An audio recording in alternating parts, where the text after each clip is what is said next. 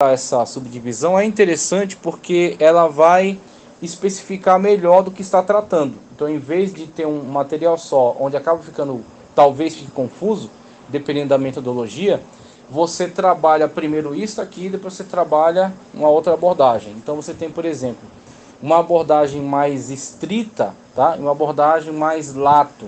Então, num sentido mais lato, num sentido mais geral, você tem a questão da teologia incorporando todo o estudo acerca da divindade, tá? Então, você tem a teologia cristã, mas você tem outras teologias que falam acerca de estudos, né, dentro das suas concepções religiosas. Então, você tem aí teo, Deus, né, do grego, e logia, de discurso ou estudo. Então, você tem a teologia se preocupando em estudar acerca da criação, acerca das manifestações de Deus, acerca dos textos sagrados, tá certo? Acerca das concepções de Deus. Então, cada teologia vai trabalhar em cima da lógica daquela religião. Então, se é hinduísmo, dentro da matéria de religiões e seitas, a gente viu, o hinduísmo, ele é panteísta. Então, o panteísmo diz, Deus não é uma pessoa, Deus é tudo, tudo é Deus, tudo está em Deus, tudo é uma emanação de Deus, tá?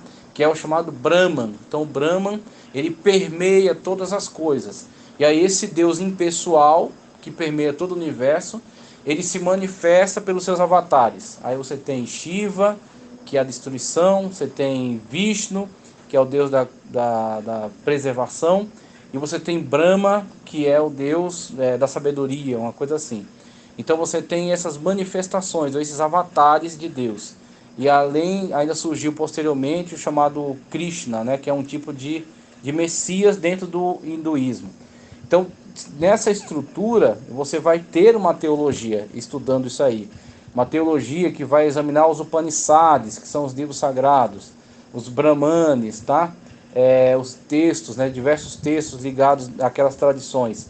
Então eles vão examinar isso. Quando eu falo de teologia no sentido mais lato, eu estou falando de uma forma mais abrangente. Eu posso falar sobre as religiões politeístas, sobre a mitologia grega, mitologia romana, tá? Os deuses, né, que estavam presentes ali no mundo bíblico, por exemplo, Baal, Marduk. Então você tem toda uma gama de possibilidades de estudo, dentro de um sentido mais lato de teologia. Num sentido mais estrito, e aí você vai fechar o seu foco sobre algum aspecto mais particular, né? Algum aspecto mais específico. Então eu não estou falando de qualquer teologia, não estou falando de qualquer estudo acerca de Deus ou deuses, né? Mas eu estou falando de um estudo acerca do verdadeiro Deus. Então eu vou ter a teologia, e a gente vai ver diversas teologias que estão presentes dentro desse estudo, abordando cada uma por uma metodologia, tá? Então você tem diferentes teologias. E você tem teontologia, que inclusive foi um termo criado posteriormente para evitar a confusão que se faz. Por exemplo, numa grade curricular, você tem lá a matéria teologia. Alguém olha para isso e fala, ué, mas não estou estudando teologia? Quando eu estudo cristologia, pneumatologia, soteriologia, é teologia. Então como é que tem uma matéria chamada teologia? Causa essa confusão, né? Por quê? Porque mistura a grade inteira do estudo com uma matéria desta grade. E aí cunharam o termo teontologia. Então teontologia é para dizer, este estudo é acerca da pessoa de Deus, tá? Então como é que a Bíblia Sagrada fala acerca de Deus? Quem é Deus, tá? Deus quais são as manifestações de Deus? Aí vai envolver revelação geral da natureza, criação de Deus, revelação especial na Escritura, canonicidade do texto e tudo mais. Vai a natureza de Deus, atributos não comunicáveis. Aí vai Deus, ele é onipotente, onisciente, onipresente, tá certo? Todo poderoso. Então são atributos não comunicáveis. Nenhum homem se torna todo poderoso, porque só Deus é todo poderoso. Nenhum homem é onipresente. O homem está presente em um lugar, ocupa um determinado tempo, né, no lugar e o espaço. Então ele precisa estar em algum lugar e estar em um momento. Então o homem está limitado ao tempo e ao espaço. Deus não. Deus, ele rompe essa barreira do tempo e do espaço. Ele é eterno. Então ele, inclusive alguns até gostam de dizer que Deus não existe, Deus é. Então existir está preso dentro da questão da limitação, né, de tempo e espaço. E Deus está para além disso. Então só existe tudo isso porque Deus, ele criou a existência. Então ele é mais do que existir. Então quando você começa a olhar essas coisas, você vê que é necessário uma matéria que trate especificamente disso, né? Que a parte de todos os outros estudos, que também são importantes, se volte somente para a pessoa de Deus. Deus na sua natureza, Pai, Filho e Espírito Santo. O que é isso? A triunidade divina. A triunidade não está escrita na Bíblia enquanto termo, é um termo técnico, mas onipotência também não está escrito, e sabemos que Deus é onipotente. Pode falar, pode ir, aproveita. Nas nossas férias, quando eu estava na casa dos pais dela, tiveram um grupo de pessoas, que são parentes, né? Sim. E aí eles seguem um caminho que é do unicismo, né? Essa é uma briga antiga. O unicismo. Querer questionar muito. Isso é. E geralmente são chatos demais, meu Deus do céu, eles não param. Eles começaram aí a gente, de alguma forma, tentou, né? Sim, eu sei. Mostrar pra eles, olha, não, que exatamente. Aqui, ó, existe o pai, o filho, cada um tem uma missão diferente. Exatamente. Mas eles meio que com uma ideia assim um pouco, digo nem pervertida, assim, mais distante, né, daquilo que a Bíblia fala. Aí depois eu até te perguntar, nesse sentido assim, quais textos em que base vou te dizer um texto. Pois é, vou te dizer um texto que, assim, unicismo é incoerência. Alguém tenta valorizar, às vezes, o unicismo, afirmando que só o unicismo entende que Deus é um. Sim, Deus é um. Ninguém está negando que Deus é um. Mas Deus é um, mesmo aquele texto, né? Ouve, ó Israel, o Senhor é o teu Deus. Ele é um Deus, tá? Mesmo aquele texto, o texto que fala acerca de Deus ser um, se você se dedicar a estudar um pouquinho mais, não ficar no raso, no básico, e você procurar interagir com o original, que a Bíblia não foi escrita em português, você vai para o hebraico, tá? Lá o texto lá, né, que está presente no Pentateuco, acerca da unicidade de Deus, Deuteronômio, se não me engano, o termo, vamos lá, eu vou lembrar do termo, dando para especulação. Então, quando chegar no céu, a gente vai ver como vai ser no céu. A gente não sabe como vai ser no céu, porque nós não estamos lá. Para eles, a peça vai ter um, né? Onde que eles tiraram isso? Não, a gente na verdade, é a mesma, é a essência, né? Uma essência só. Pois é, são três pessoas e um só Deus, em essência. O problema é que eles já saíram da nossa igreja. Inclusive, lá no começo, quase que a Igreja Assembleia de Deus, quando ela foi fundada, né, as igrejas pentecostais, fundaram a Grande Assembleia, a Assembleia de Deus, no meio tinha um unicista. E deu um debate no começo da igreja. Teve caras que tiveram que ser expulsos porque queriam colocar o unicismo no começo da igreja Assembleia de Deus. Então é uma briga muito antiga que a Assembleia de Deus tem. Para você mostrar a incoerência do unicismo, é só você ir para a cena do batismo. A cena do batismo é impossível dentro do unicismo. Impossível. Por quê? Você tem as três pessoas manifestas individualmente. Eles são um só Deus, sim, mas eles são três pessoas. E as três pessoas podem dizer eu para si mesmo e tu para o outro. E podem, inclusive, se relacionar entre si. Então você tem Jesus Cristo foi até João Batista para ser batizado por ele. João diz, não, eu que tenho que ser batizado por você. Jesus disse, não, para que se cumpra toda a justiça. Ok, ele consente, então batiza Jesus. Quando ele batiza Jesus, a voz brada do céu, este é meu filho. Veja, ali você está com, você tem ali o pai. Este, veja, olha o termo empregado. Este é o meu filho amado, em que me comprazo, tá? Aí, ao mesmo tempo que a voz brada do céu, o Espírito materializa-se, é uma teofania, tá? Ele materializa-se numa forma de pomba e desce sobre Cristo, demonstrando para todos os demais visivelmente que Cristo está imbuído do Espírito Santo, tá certo? Que ele está como servo, tá? Ele passou pelo processo chamado kenosis, de esvaziamento, né? Não da deidade, mas da glória, porque ele não poderia vir até nós com a sua glória. Então, inclusive, ele faz oração para que o Senhor restitua a glória que ele tinha antes junto ao Pai. Então você tem a situação na qual Jesus desce até nós. Ele está como servo. Exatamente, ele está como servo, tá?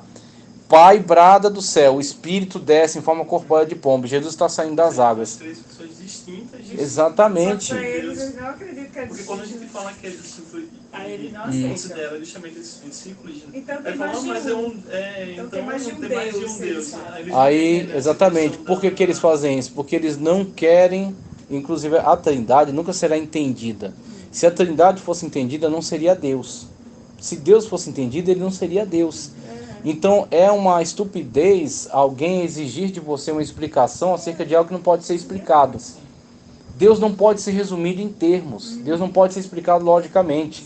Então quando alguém cria uma doutrina afirmando que explicou Deus, tenha certeza, essa doutrina está errada.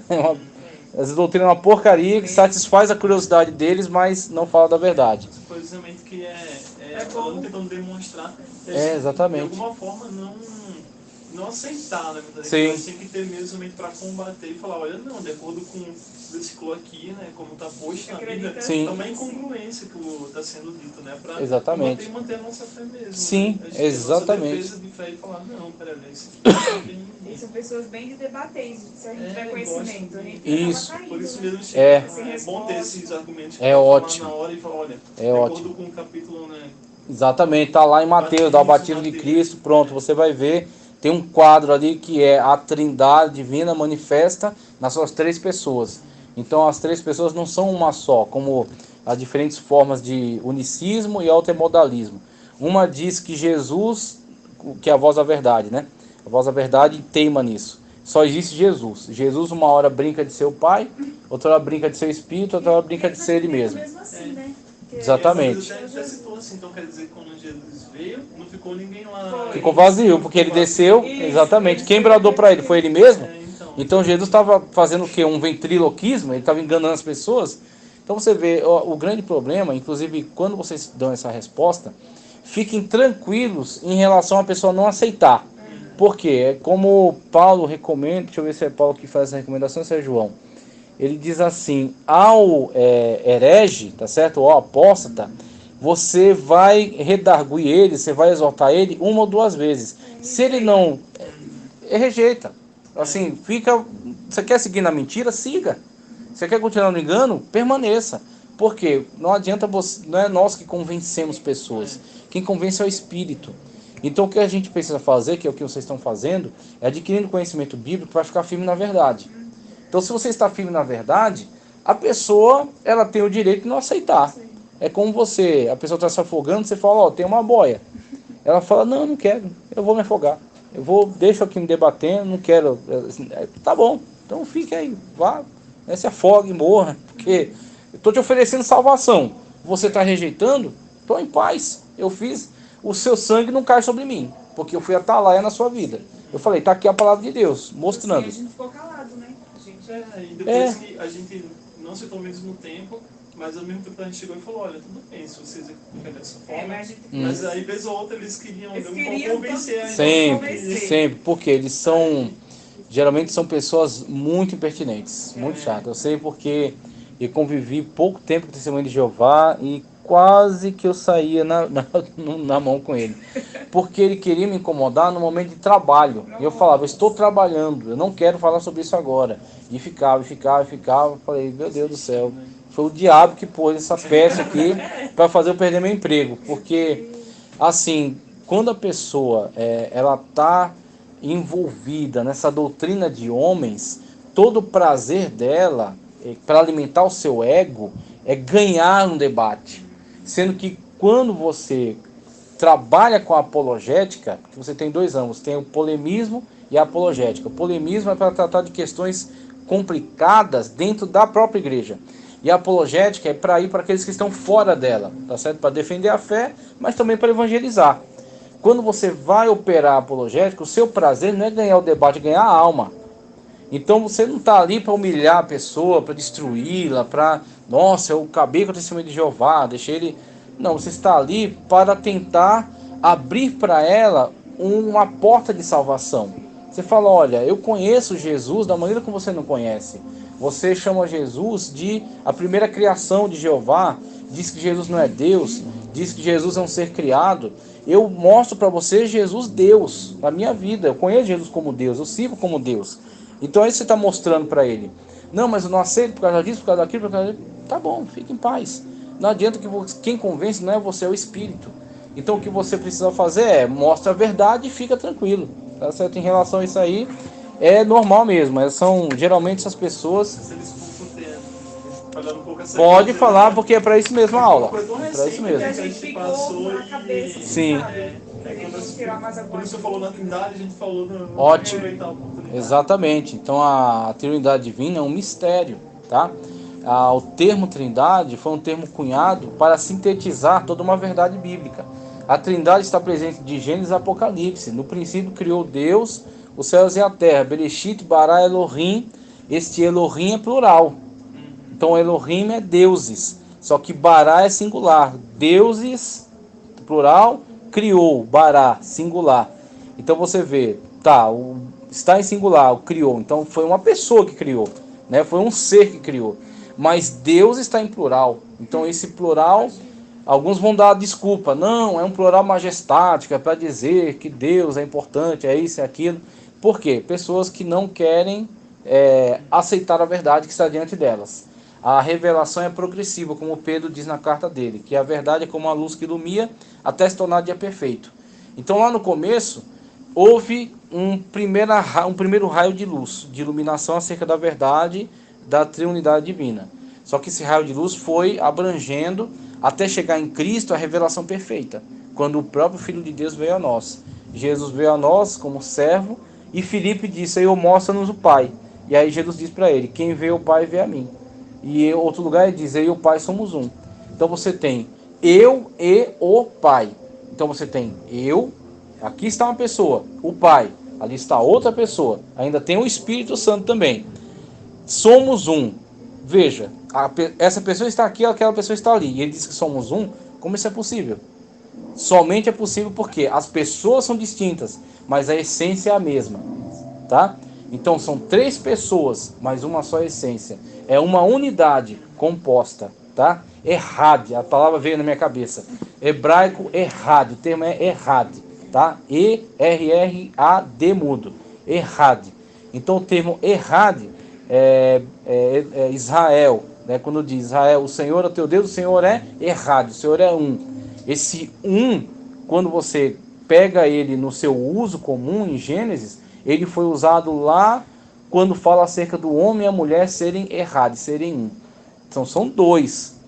Fisicamente, corporeamente, são dois. Mas Deus o vê como um, porque estão unidos. Então são uma unidade composta. Assim também Deus é uma unidade composta. Deus é Pai, Filho e Espírito Santo.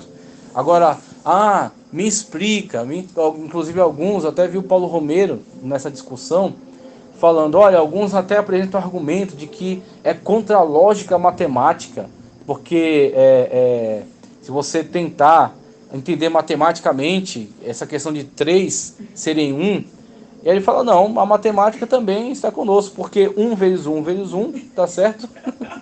Dá 1 mesmo. Você tem 1 vezes 1 vezes 1, você tem 3 vezes 1, mas continua sendo 1. E muitas coisas tem em três partes, né? Tem três dimensões. A gente vê no mundo tridimensional, os estados físicos, né? Só Legal. Então, tem três, né? Tudo, se for ver de uma maneira assim bem simplificada, geralmente são três. É uma mensagem É de uma Deus. mensagem, Exatamente. mensagem. E você está me falando disso aí, eu estou me lembrando quando eu li a Trindade de Agostinho. Eu recomendo. É assim, tem um momento que fica meio chato, é um livro extraordinário. A Trindade, de Santo Agostinho.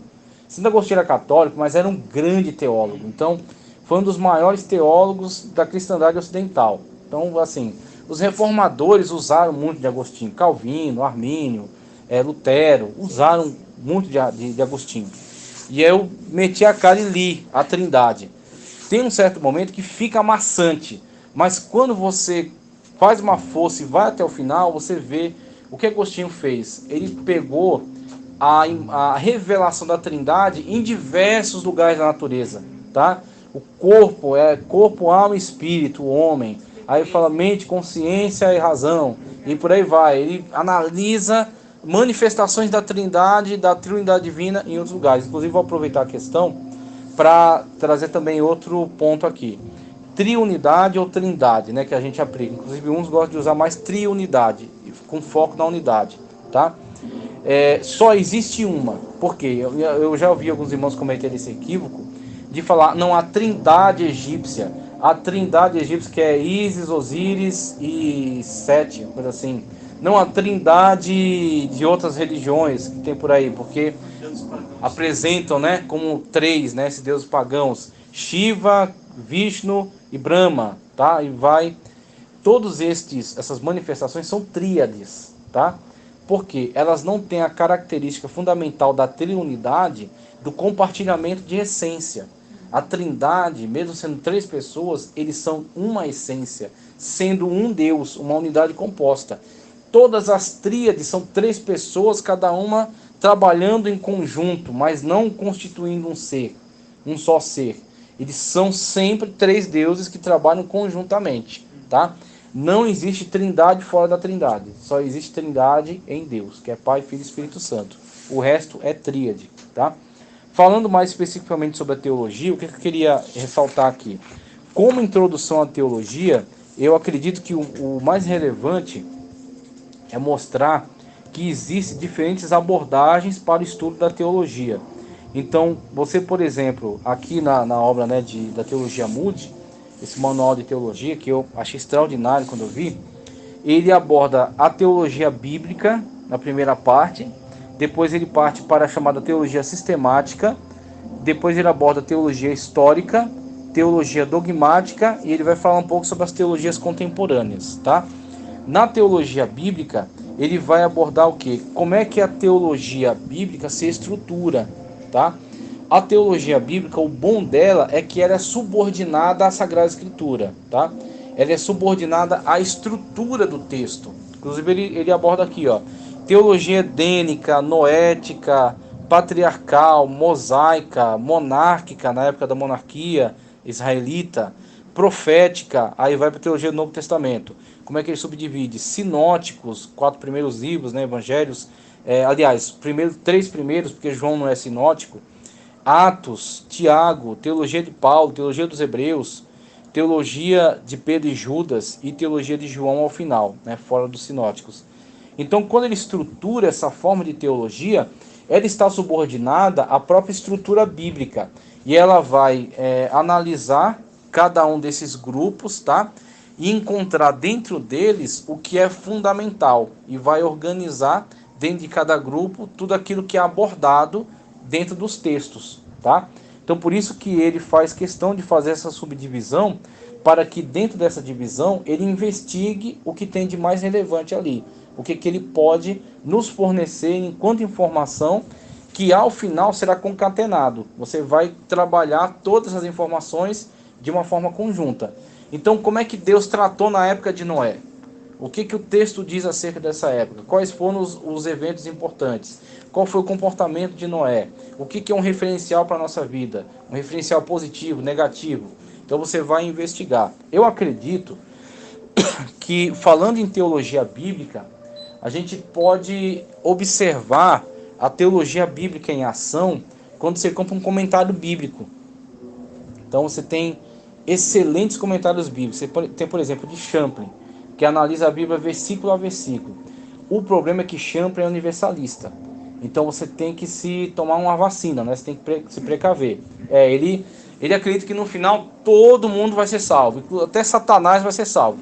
Então ele tem essa visão um tanto, né, distorcida. A Bíblia Sagrada não dá respaldo para isso.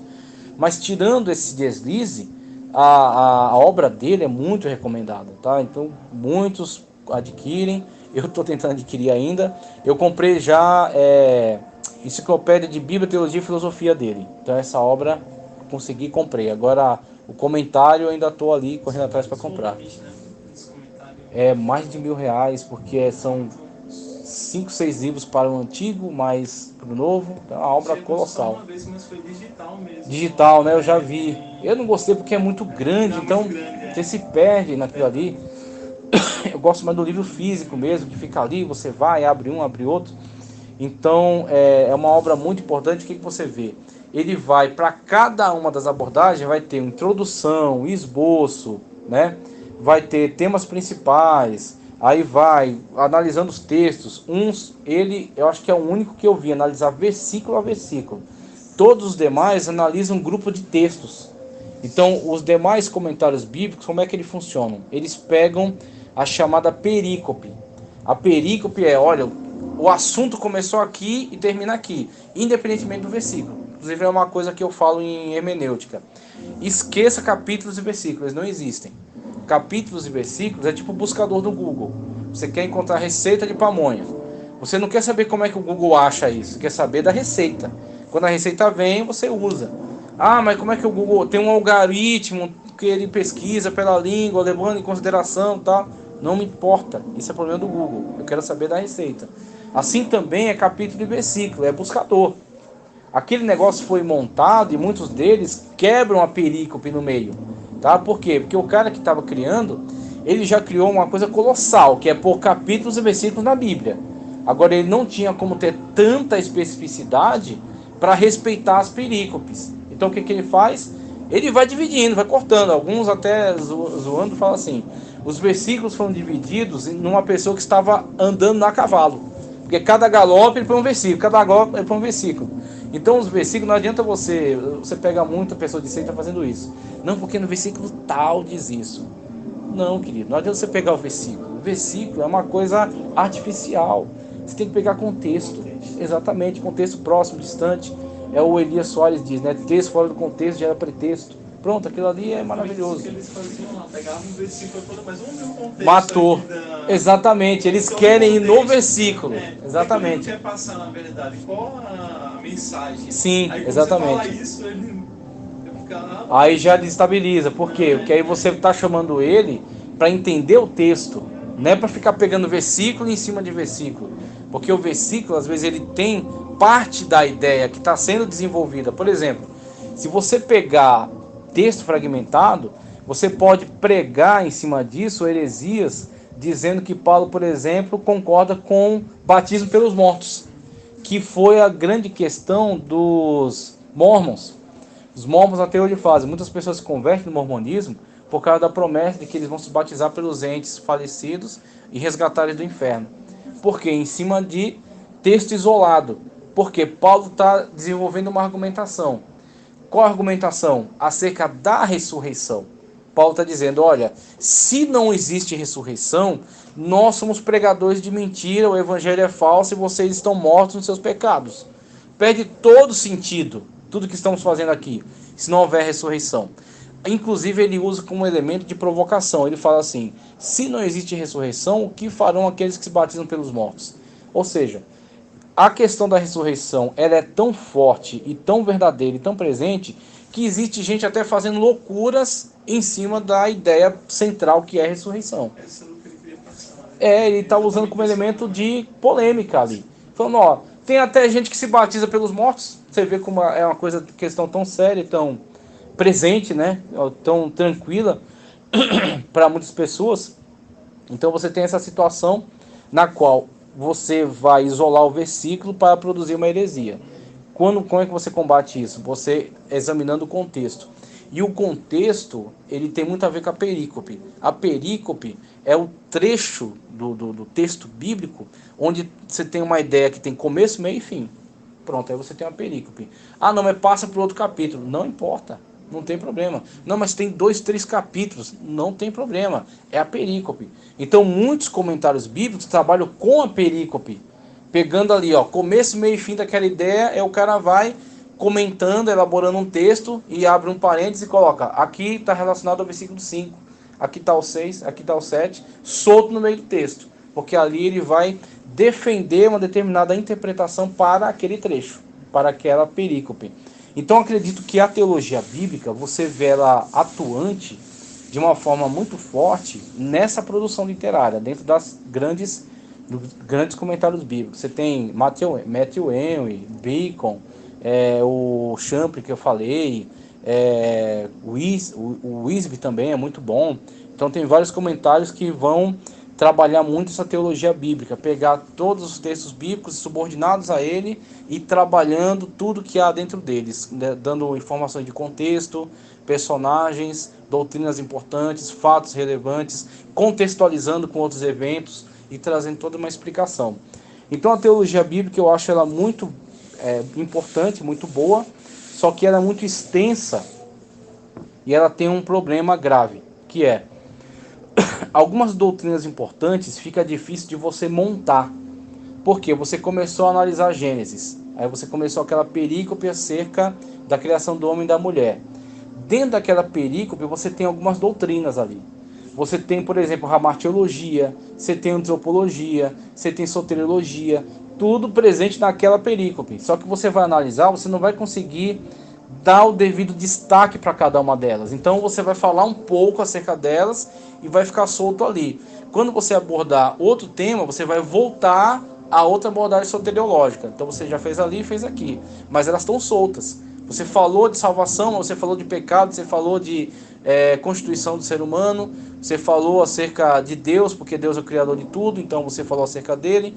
Então você abordou diversos temas de forma misturada, um pouco aqui, um pouco ali, e assim foi ao longo de toda a Bíblia. Então a teologia bíblica ela é vantajosa porque analisa toda a Bíblia, na sequência da Bíblia, né, respeitando a lógica de desenvolvimento da Bíblia. Mas ela se perde nos temas. Por isso que aí você parte para o ponto 2, que é a abordagem dele aqui, que é a chamada teologia sistemática, tá? Então a teologia sistemática ela tem um grande valor para o estudante. O estudante ele tem na teologia sistemática uma ferramenta extraordinária. Vocês têm livros de teologia sistemática? Compraram aí já alguns? Colocaram já alguns na estante?